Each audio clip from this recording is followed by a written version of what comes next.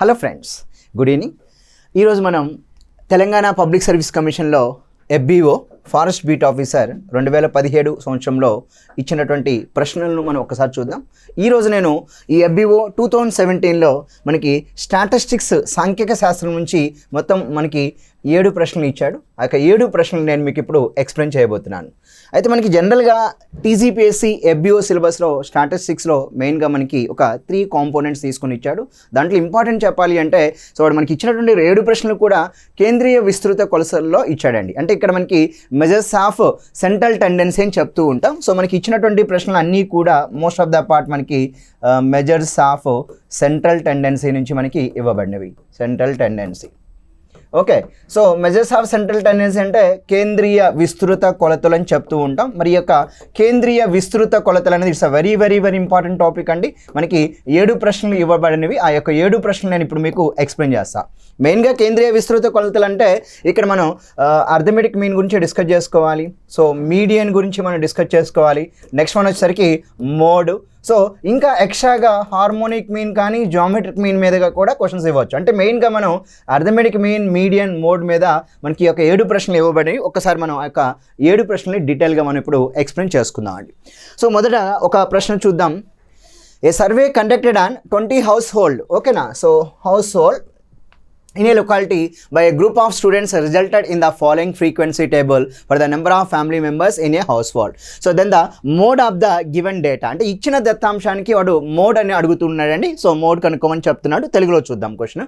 విద్యార్థుల సమూహం ఒక ప్రదేశం 20 గృహాలను సర్వే చేస్తే వచ్చిన ఈ క్రింది పౌనపుణ్య పట్టికలో కుటుంబ సభ్యుల సంఖ్య ఇచ్చినారు. ఓకే. సో అయితే ఆ ఇచ్చిన సమాచారం యొక్క బాహుళకం విలువ చెప్పమని అంటున్నాడండి. సో మనకి ఇచ్చినటువంటి డేటా అనేది దత్తాంశం అనేది మనకి ఇక్కడ కంటిన్యూస్ డేటా ఇచ్చాడండి. క్లాస్ ఇంటర్వెల్స్తో ఇచ్చాడు. ఎప్పుడైతే మనకి క్లాస్ ఇంటర్వెల్స్తో ఇస్తాడో మనం సో మోడ్ వాల్యూ అంటే ఇక్కడ మనకి మోడ్ వాల్యూ కనుక్కోవడానికి యూజ్ చేయాల్సిన ఫార్ములా ఏంటంటే so L plus delta 1 by delta 1 plus delta 2, ఓకేనా. So L plus delta 1 by delta 1 plus delta 2 into C అండి. అంటే ఇక్కడ మనకి సింపుల్గా చెప్పాలంటే డెల్టా 1 ఈజ్ ఈక్వల్ ఎంత అంటే F మైనస్ F1 అని చెప్తూ ఉంటాం. సో డెల్టా 2 వాల్యూ ఎంత అంటే F మైనస్ F2 అని చెప్తూ ఉంటామండి. మరి ఇప్పుడు F minus F1 value and F minus F2 value మనం క్యాలిక్యులేట్ చేయాలి. ఏ విధంగా మనం డెల్టా 1 డెల్టా 2 తీసుకుంటామో ఒక్కసారి మనం చూద్దామండి. కాబట్టి ఫ్రెండ్స్ గుర్తుంచుకోండి. సో బాహుళకం యొక్క formula L plus delta 1 by delta 1 plus delta 2 into C అండి. సో C అంటే క్లాస్ విడ్త్, క్లాస్ సైజ్ అని చెప్తూ ఉంటాం. ఈ యొక్క క్లాస్ సైజ్ ఎంత అంటే 1 3 3 5 5 7 7 9 9 11 క్లాస్ ఇంటర్వెల్ ఇచ్చాడు కనుక ఇక్కడ మనం సింపుల్గా చెప్పాలి అంటే లోయర్ లిమిట్ 1 ఉంది, అప్పర్ లిమిట్ 3 ఉందండి. అంటే క్లాస్ సైజ్ మనం సింపుల్గా 2 అని చెప్పవచ్చు. ఎందుకంటే 3 and 5 2, 5 and 7 2, 7 and 9 2, 9 and 11. కాబట్టి ఇక్కడ క్లాస్ సైజ్ ఎంత అంటే క్లాస్ విడ్త్ 2 అని మనం ఇక్కడ తీసుకోవచ్చు. మరి ఇక్కడ ఇచ్చిన నెంబర్ ఆఫ్ ఫ్యామిలీస్ ఏమంటున్నాడంటే 7 plus 8 15, 15 plus 2 17, 17 plus 2 8 19, 19 plus 1 20 అండి. మరి నెంబర్ ఆఫ్ ఫ్యామిలీస్ వచ్చి 20 ఇచ్చాడు అంటే డెఫినెట్గా మనకి ఇక్కడ సిగ్మా ఎఫ్ వాల్యూ ఇచ్చినట్టే. అంటే ఇక్కడ మనకి సింపుల్గా చెప్పాలి అంటే సరే ఇక్కడ చూడండి క్లాస్ ఇంటర్వెల్ అనేది 1 3 3 5 5 7 7 9 అండ్ 9 11 ఇచ్చాడు. సో ఇక్కడ ఫ్రీక్వెన్సీ వాల్యూస్ ఒక్కసారి తీసుకుంటే ఇక్కడ మనకి ఫ్రీక్వెన్సీ వాల్యూస్ చూద్దాం ఒక్కసారి ఏ విధంగా ఇచ్చాడో చూద్దాం. ఇక్కడ ఫ్రీక్వెన్సీ వాల్యూస్ వచ్చి 7 ఫ్యామిలీస్, 8 ఫ్యామిలీస్, అదేవిధంగా 2 ఫ్యామిలీస్, 2 ఫ్యామిలీస్ అండ్ 1 ఫ్యామిలీ అన్నాడు. ఇప్పుడు ఈ దత్తాంశం కంటిన్యూస్ డేటా అండి. మనం జనరల్గా ఏదైనా ఒక అర్థమెటిక్ మీన్ కానీ మీడియన్ కానీ మోడ్ తీసుకున్నప్పుడు సో మనం ఇండివిజువల్ డేటాలో, డిస్క్రీట్ డేటాలో, కంటిన్యూస్ డేటాలో ఏ విధంగా ఆన్సర్స్ చేయాలో తెలుసుకోవాలి. ఇక్కడ మనకి ఇచ్చింది కంటిన్యూస్ డేటా కనుక కంటిన్యూస్ డేటాకి మోడ్కి ఫార్ములా ఇదండి. సో ఇందులో చూడండి మీరు మ్యాక్సిమం ఫ్రీక్వెన్సీ వాల్యూని మనం ఇక్కడ F1 గాను F గాను, సో దాని అబోవ్ వాల్యూని F1 గాను, దాని బిలో వాల్యూని F2 గాను క్యాలిక్యులేట్ చేస్తూ ఉంటాం. అంటే మ్యాక్సిమం ఫ్రీక్వెన్సీ F అవుతుంది, F1 వచ్చి 7 అవుతుంది, F2 వచ్చి 2 అవుతుంది. కనుక ఇక్కడ మ్యాక్సిమం ఫ్రీక్వెన్సీ ఏదైతే ఉందో దాని యొక్క క్లాస్ ఇంటర్వెల్ని మనం మోడల్ క్లాస్ అని చెప్తూ ఉంటాం. ఇక్కడ మోడల్ క్లాస్ ఎంత అంటే 3 5 అండి. సో దీంట్లో లోయర్ లిమిట్ ఎంత అంటే 3 చెప్పాలి. అంటే ఇక్కడ మనం సింపుల్గా చెప్పాలంటే L వాల్యూ మనకి ఇక్కడ 3 అన్న విషయం తెలుస్తుంది. నెక్స్ట్ వన్ డెల్టా 1 అండి. సో డెల్టా 1 అంటే F మైనస్ F1 కనుక F వాల్యూ ఏమో 8 ఉంది, F1 వాల్యూ 7 ఉందండి. కనుక 8 మైనస్ 7 1 అవుద్ది. Now delta 2 value F minus F2 అండి. సో ఇక్కడ ఎఫ్ వాల్యూ 8 ఉంది, F2 వాల్యూ 2 ఉంది. సో కనుక ఎఫ్ మైనస్ F2 ఎంత అంటే 6 అని చెప్పాలి. అంటే ఇక్కడ మనకి డెల్టా 1 వచ్చి 1 వచ్చింది. సో డెల్టా 2 వాల్యూ వచ్చి మనకి ఇక్కడ 6 వచ్చిందండి. అప్పుడు మనకి మోడ్ వాల్యూ అడుగుతున్నాడు కనుక మరి ఇప్పుడు మనం మోడ్ వాల్యూ ఎలా క్యాలిక్యులేట్ చేయాలనేది ఒక్కసారి చూద్దామండి. సో మోడ్ వాల్యూ చూడండి, ఇక్కడ సింపుల్గా ఫస్ట్ మనం మోడ్ కనుక్కోవడానికి బాహుళకం, మోడ్ కనుక్కోవడానికి ఎల్ ప్లస్ ఎల్ అంటే ఎంత అంటే ఇక్కడ 3 ఇచ్చాడు. డెల్టా 1 అండి, డెల్టా 1 వాల్యూ 1 అండి. సో డెల్టా 1 ప్లస్ డెల్టా 2 అంటే 1 ప్లస్ 6 ఇంటూ క్లాస్ విడ్త్ ఎంత అంటే క్లాస్ సైజు సి వాల్యూ 2 అండి. ఇక్కడ సి వాల్యూ మనం class size c value, so మనకి ఇక్కడ హెచ్ అంటారు, దాన్ని సి అని చెప్తూ ఉంటాం, 2గా తీసుకుందాం. అంటే ఇక్కడ మనకి సింపుల్గా చెప్పాలి అంటే 1 ప్లస్ 6 7 అండి. సో 3 ప్లస్ 2/7 అంటే 3 ప్లస్ 2/7 అంటే 7 3 21, 21 ప్లస్ 2 23 అండి, 23/7. మరి ఇప్పుడు 23లో 7 ఎన్ని టైమ్స్ కట్ అవుతుందో చెక్ చేసుకుంటే డెఫినెట్గా 7 3 21 అంటే 3 point something is the correct answer. Know the your mode value 3.286 is the correct answer అండి. కనుక ఇక్కడ మోడ్ వాల్యూ ఎంత అంటే 3.286గా మనం ఇక్కడ తీసుకోవచ్చు. సో మరి రెండో ప్రశ్న చూద్దాం. From the following table, sigma f is equal 200 and mean is equal 73, then missing frequencies f1, f2 are. అంటే ఇక్కడ మనకి ఒక 2 ఫ్రీక్వెన్సీస్ వాల్యూస్ మిస్ చేశాడు. ఆ వాల్యూస్ ఏమవుతాయి అని చెప్పి అడుగుతూ ఉన్నాడండి. 2 ఫ్రీక్వెన్సీస్ వాల్యూస్ ఏమవుతాయి అడుగుతున్నాడు. అయితే ఇక్కడ ఒకసారి మనం ప్రాబ్లం చూస్తే, సో ఫస్ట్ ఆప్షన్ వచ్చి 58, 31, 66, 15, 76, 38, 40, 20 ఉన్నాయండి. అయితే ఆల్రెడీ మనకి ఇక్కడ సిగ్మా ఎఫ్ వాల్యూ 200 ఇచ్చాడండి. సిగ్మా ఎఫ్ అంటే ఇక్కడ ఉన్నటువంటి ఫ్రీక్వెన్సీ వాల్యూస్ మొత్తాన్ని యాడ్ చేసే వచ్చేదాన్ని సిగ్మా ఎఫ్ అంటామండి. రైట్, ఒకసారి చూద్దాం. Sigma F is equal 200. మరి ఇప్పుడు 200 అంటే ఈ వాల్యూస్ని యాడ్ చేద్దాం. 46 ప్లస్ F1 ప్లస్ F2 ప్లస్ ఇక్కడ 25 ఉంది, 25 ప్లస్ 10 ప్లస్ 5 ఈజ్ ఈక్వల్ 200. ఇక్కడ చూడండి, 25 ప్లస్ 10 35, 35 ప్లస్ 5 ఎంత అంటే 40, 40 ప్లస్ 6 అండి 86 టోటల్గా. 40 ప్లస్ 46 86. దెన్ F1 ప్లస్ F2 ఈజ్ ఈక్వల్ 200 మైనస్ 86 అండి. మరి ఎప్పుడైతే 200 మైనస్ 86 వచ్చిందో 114 అనేది F1 ప్లస్ F2గా మనం చెప్పవచ్చు. అంటే ఇక్కడ మనకి ఇచ్చిన ఫ్రీక్వెన్సీస్ యొక్క సమ్ ఎంత అంటే F1 ప్లస్ F2 ఈజ్ ఈక్వల్ 114 అండి. మరి ఆప్షన్స్ ద్వారా ఒకసారి చూసుకుంటే F1ని F2ని యాడ్ చేసినప్పుడు 114 ఎక్కడ వస్తుందో అది మీ ఆన్సర్గా తీసుకోవచ్చు అండి. రైట్, ఒకసారి చూడండి, ఇక్కడ సింపుల్గా చెప్పాలంటే 58 ప్లస్ 31 వచ్చి మనకి 89 అవుద్ది. 66 ప్లస్ 15 వచ్చి 81 అవుద్ది, సో ఆన్సర్ అవ్వదు. సో 40 ప్లస్ 20 వచ్చి సో 60 అవుద్ది. కనుక what is the correct answer sir? 76 plus 38 అండి. కనుక ఇక్కడ 76 ప్లస్ 38 అండి, మొత్తం ఎంత అంటే 114. So by option verification we can answer this question. Third option 76, 38 అనేది ఇవ్వచ్చు అండి. అంటే మొదటి ప్రశ్న మనకి మోడ్ మీద ఇచ్చాడు. ఈ యొక్క ప్రశ్న అనేది సో మనకి ఇక్కడ ఒక డిస్క్రీట్ డేటా ఇచ్చేసి దాంట్లో సిగ్మా ఎఫ్ 200 ఇచ్చి మిస్సింగ్ ఫ్రీక్వెన్సీ వాల్యూస్ కనుక్కోమంటున్నాడు. అంటే ఇక్కడ మనం మీన్ వాల్యూ 73 ఇచ్చాడు, బట్ బై ఆప్షన్ వెరిఫికేషన్ మనం F1 ప్లస్ F2 ఈజ్ ఈక్వల్ 114 కనుక అలా చూజ్ అయ్యే ఆప్షన్ మనకి ఒకే ఒక ఆప్షన్ ఉందండి. అందువల్ల మనం థర్డ్ ఆప్షన్ అనేది సరైన సమాధానంగా మనం ఇక్కడ ఎంచుకోవచ్చు. మరి మరొక ప్రశ్న చూద్దాం. ఈ క్రింది పట్టికలో sigma F is equal 200 already చెప్పాను కదా సార్. అంక మధ్యమం 73 అయితే F1 F2 పానుపుల్యాన్ విలువలు వరుసగా ఎంత అన్నాడు. ఇక్కడ మనం F1 F2 ఎంత అంటే 114 అండి. ఎందుకంటే F1 ప్లస్ F2 ఈజ్ ఈక్వల్ 114. ఆ విధంగా సాటిస్ఫై అయ్యేటట్టుగా ఓన్లీ థర్డ్ ఆప్షన్ మాత్రమే ఉందండి. సో మరొక ప్రశ్న చూద్దాం. Third question. The mean of 100 observations is 40. It is found that an observation 53 was misread as 83, then the correct mean is అంటున్నాడు. అంటే ఒక 100 రాసుల యొక్క అంక మధ్యమం 40 అంట, దాంట్లో ఒక అబ్జర్వేషన్ 53 బదులుగా 83 తీసుకోవడం జరిగింది. అయితే దాన్ని కరెక్ట్ చేసి కరెక్ట్ మీన్ వాల్యూ ఎంత చెప్పమని అడుగుతున్నాడండి. సో తెలుగులో చూద్దాం. సో 100 రాసుల అంక మధ్యమం 40గా ఇచ్చినారు, కానీ పరిశీలనలో 53 బదులు 83 తీసుకున్నారని తెలిసింది. అయితే సరైన అంక మధ్యమం ఎంత అంటే ఇక్కడ 100 రాసుల యొక్క అంక మధ్యమం 40 అండి. ఈ 40 అనేది రాంగ్ మీన్, దాన్ని సరి చేసి కరెక్ట్ మీన్ వాల్యూ ఎంతో చెప్పాలండి. మరి ఇప్పుడు చూడండి, ఇక్కడ క్వశ్చన్ ఇంగ్లీష్లో the mean of 100 observations is 40 అన్నాడు. సో కరెక్ట్ మీన్కి ఒక సింపుల్ ఫార్ములా ఉందండి, దాన్ని యూజ్ చేసి మనం సింపుల్గా కనుక్కోవచ్చు.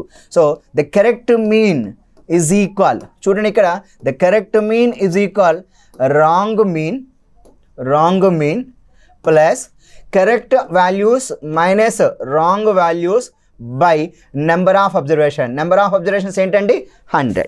నౌ రాంగ్ మీన్ ఎంత అంటే 100 రాసులు 40, అది రాంగ్ మీన్ అండి. సో కరెక్ట్ వాల్యూ ఎంత అంటే 53 వాజ్ మిస్రీడ్ యాజ్ 83 అంటే 53 is the correct observation, wrong observation 83 by 100 అండి. మరి ఇక్కడ ఒక్కసారి చూడండి 53కి 83కి డిఫరెన్స్ ఎంత అంటే -30. మరి ప్లస్ ఇంటూ మైనస్ కనుక 40 మైనస్ 30 బై 100. సో ఎప్పుడైతే మనకి 0కి 0 కట్టు 3/10 అంటే 40 మైనస్ 0.3 అండి. So your answer will be 39.7 అనేది కరెక్ట్ మీన్ వాల్యూగా ఇక్కడ మనం చెప్పుకోవచ్చు. కనుక ఉన్న ఆప్షన్ ప్రకారం అయితే సెకండ్ ఆప్షన్లో 39.7 వచ్చింది. ఇవి ప్రశ్నలు మనకి సాంఖ్యక శాస్త్రంలో ఫారెస్ట్ బీట్ ఆఫీసర్ 2017 ఎగ్జామినేషన్లో ఇచ్చినటువంటి ప్రశ్నలు అండి. సో మరొక ప్రశ్న చూద్దాం ఇక్కడ. So if 35 is removed from the data 30, 34 మనకు ఒక డేటా ఇచ్చాడండి. సో దత్తాంశం ఇచ్చాడు, అవేమి ఇచ్చాడంటే 30 అంట 34.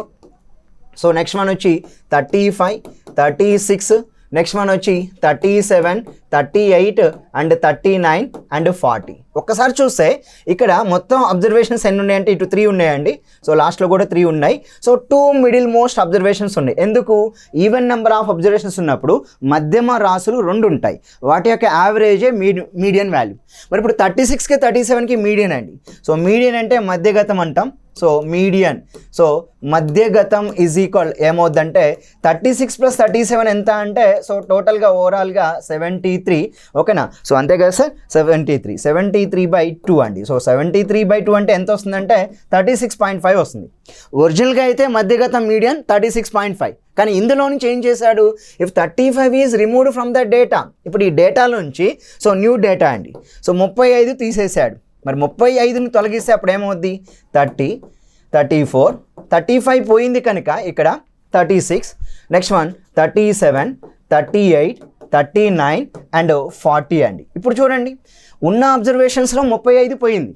35 పోయినప్పుడు ఏమైంది, ఇటు 3 అబ్జర్వేషన్స్ ఉన్నాయి, ఇటు 3 అబ్జర్వేషన్స్ ఉన్నాయి. The middle most observation is the median value. ఎందుకంటే if the number of observations are odd number means only 1 middle most value is the possible అండి. కనుక ఇక్కడ మీడియన్ వాల్యూ ఎంత అంటే న్యూ డేటాతో 37 అయింది. ఇప్పుడు చెప్పండి, ఇక్కడ ఫస్ట్ ఏమో 36.5 ఉంది, తర్వాత 37 అయింది 35కి తొలగించినప్పుడు. దెన్ క్వశ్చన్ ఏంటి, then the median increases by. ఇప్పుడు 36 అనేది ఏమైందంటే 36.5 37 అయింది అంటే ఎంత ఇంక్రీజ్ అయిందంటే ఏం చెప్పొచ్చు అండి, 0.5 ఈజ్ ద ఇంక్రీజ్డ్. ఎందుకంటే 37కి 36.5కి మధ్య డిఫరెన్స్ ఎంత అంటే 0.5 అండి. సో మీడియన్ వాల్యూ ఎంత ఇంక్రీజ్ అయిందంటే 0.5 అనేది పెరిగిందని చెప్పి మనం ఇక్కడ మాట్లాడుకోవచ్చు. సింపుల్ క్వశ్చన్ అండి. నా 5వ ప్రశ్న చూద్దాం. ఇదేనండి. సో 30, 34, 35, 36, 37, 38, 39, 40 వీటి యొక్క యావరేజ్ వాల్యూ మీడియన్ అండి. సో మీడియన్ ఈజ్ ఈక్వల్ ఎంత అంటే 36.5.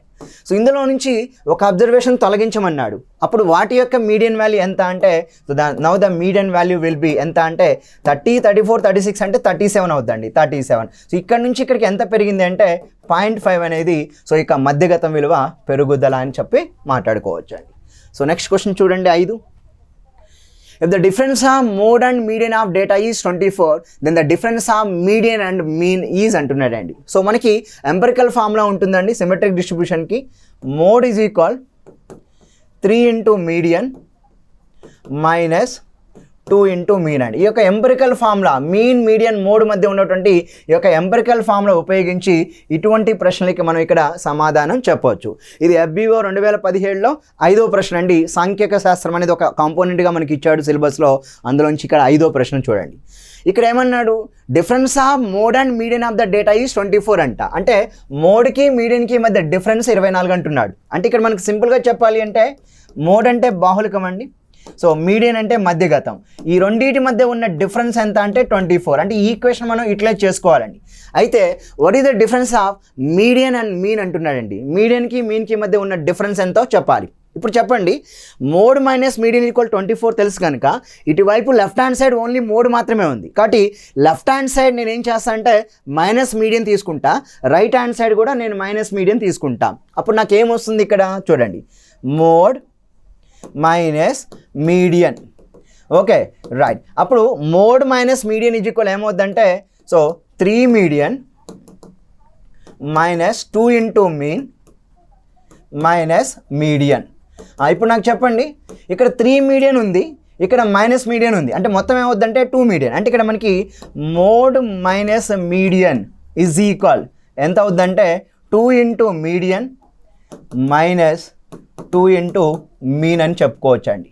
అయితే అడుగుతున్న ప్రశ్న ఏంటంటే మోడ్కి మీడియన్కి ఆల్రెడీ మనకి 24 ఇచ్చాడు, ఇప్పుడు మీడియన్కి మీన్కి మధ్య ఉన్న డిఫరెన్స్ అడుగుతున్నాడు. కనుక ఈ రెండిట్లో కామన్ 2 ఉంది కనుక సో మనం 2తో డివిజన్ చేస్తే అప్పుడు నాకు ఇక్కడ మోడ్ మైనస్ మీడియన్ అంటే లెఫ్ట్ హ్యాండ్ సైడ్ నేను 2తో డివిజన్ చేస్తాను, అప్పుడు రైట్ హ్యాండ్ సైడ్ 2తో డివిజన్ చేస్తే ఏం మిగులుతుంది, మీడియన్ మైనస్ మీన్ మిగులుతుంది.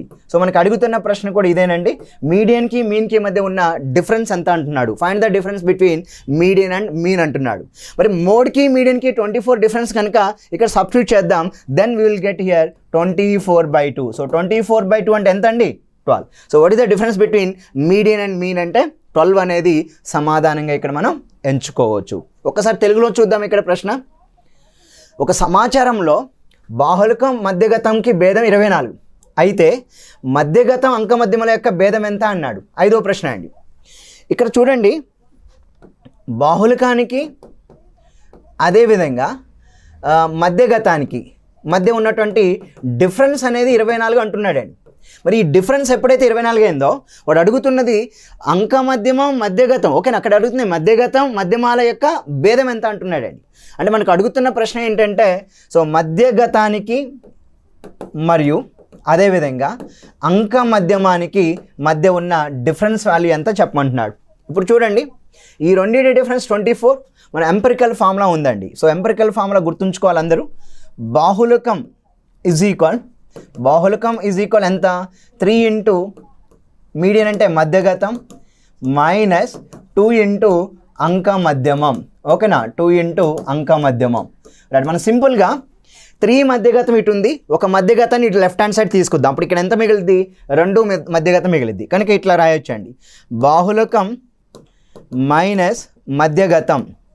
సో మైనస్ మధ్యగతం అటు నుంచి ఒకటి ఇటు వచ్చిందండి, అప్పుడు మిగిలేది ఇక్కడ ఎంత, 2 ఇంటూ మధ్యగతం మైనస్ 2 ఇంటూ అంకమధ్యమం. ఇప్పుడు ఈ రెండిట్లో కామన్ 2 ఉంది కనుక డివిజన్ చేస్తే మనకి ఏమవుద్దంటే బాహుళకం మైనస్ మధ్యగతం బై 2 అండి, బై 2 ఈజ్ ఈక్వల్ ఏమవుద్దంటే మధ్యగతం మైనస్ అంకమధ్యమం. సో మనకు అడుగుతున్న ప్రశ్న కూడా మధ్యగతానికి అంకమధ్యమానికి ఉన్న డిఫరెన్స్ ఎంత అన్నాడు. మరి ఈ వాల్యూ ఆల్రెడీ మనకి తెలుసు, బాహుళకం మధ్యగతం యొక్క భేదం 24 అండి. ఇక్కడ 24 రాస్తే 24/2. సో 24/2 ఎంత అంటే 2 అండి. కనుక మధ్యగతానికి అంకమధ్యమానికి భేదం వ్యత్యాసం ఎంత అంటే సో ఇక్కడ మనం 12 అనేది సమాధానంగా ఇక్కడ మనం ఎంచుకోవచ్చు అండి. 6వ ప్రశ్న చూద్దాం. సో 6వ ప్రశ్న, the mode of a series exceeds its mean by 12, then mode exceeds the median by. Mode exceeds the median by. The mode of a series exceeds its mean by 12 అంట అండి. రైట్, ఒకసారి చూడండి, మోడ్కి అదేవిధంగా మీన్కి మధ్య difference ఎంత అంటే 12 అంటున్నాడు. అయితే క్వశ్చన్ ఏమిటంటే so the mode exceeds the median by అంటే మోడ్కి మీడియన్కి మధ్య ఉన్నటువంటి సో ఆ యొక్క డిఫరెన్స్ వాల్యూ ఎంత అని చెప్పి అడుగుతూ ఉన్నాడండి. మోడ్కి మీడియన్కి మధ్య ఉన్న డిఫరెన్స్. రైట్, ఒకసారి చూడండి, మోడ్కి మీన్కి మధ్య డిఫరెన్స్ 12 అంట. అయితే మోడ్కి మీడియన్కి మధ్య ఉన్న డిఫరెన్స్ ఎంత చెప్పమన్నాడు. రైట్, ఒకసారి చూద్దాం. ఇక్కడ సింపుల్గా చెప్పాలి అంటే mode is equal 3 into median minus 2 into mean అండి, 2 ఇంటూ మీన్. అయితే వాడు అడుగుతున్నది ఏంటంటే మోడ్కి మీడియన్కి డిఫరెన్స్ కావాలండి. మరి ఇప్పుడు మోడ్కి మీడియన్కి డిఫరెన్స్ కావాలంటే సో మనకి ఇక్కడ ఇచ్చిన డిఫరెన్స్ ఏంటంటే మోడ్కి మీన్కి మధ్య డిఫరెన్స్ ఇచ్చాడు, 12 ఇచ్చాడండి. మోడ్కి మీన్కి మధ్య ఉన్న డిఫరెన్స్ ఇచ్చాడు. రైట్, ఇప్పుడు ఒకసారి మనం చూస్తే ఇక్కడ క్లియర్గా మోడ్ అండ్ మీడియన్. రైట్, ఇప్పుడు ఇందులో నుంచి నేను ఒక మీడియన్ తీసుకుంటా అండి. అప్పుడు నాకు ఏమొస్తుందంటే mode minus median. Okay, mode minus median. ఇటు ఏమొస్తుందంటే ఈ మీడియన్ ఇటు వచ్చింది కాబట్టి ఒక so 2 into median minus 2 into mean అండి, 2 ఇంటూ మీన్.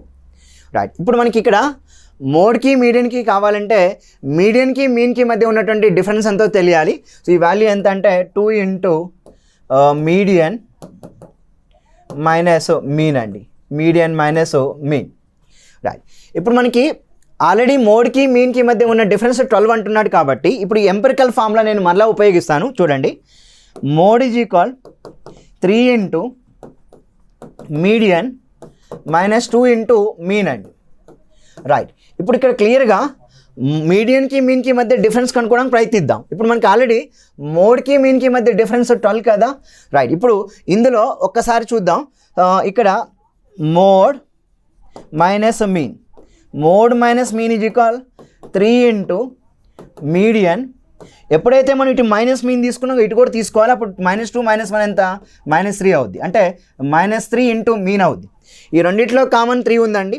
కానీ ఇక్కడ మోడ్కి మీన్కి మధ్య డిఫరెన్స్ 12, మోడ్కి మీన్కి మధ్య డిఫరెన్స్ 12 అండి. సో 12, ఆ 3 ఇటు వస్తే 12/3, 12/3 is equal 4. Then 4 is equal ఎంత అంటే మీడియన్ మైనస్ మీన్ అండి, మీడియన్ మైనస్ మీన్. సో ఇప్పుడు 4 is equal median minus mean అండి. సో మీడియన్కి మీన్కి మధ్య ఉన్న డిఫరెన్స్ ఎంత అంటే మనకి ఇక్కడ 4 వచ్చింది. అయితే ఒక క్వశ్చన్ ఏమంటున్నాడు, మోడ్కి మీడియన్కి మధ్య ఉన్న డిఫరెన్స్ అంటున్నాడు. ఇప్పుడు చెప్పండి.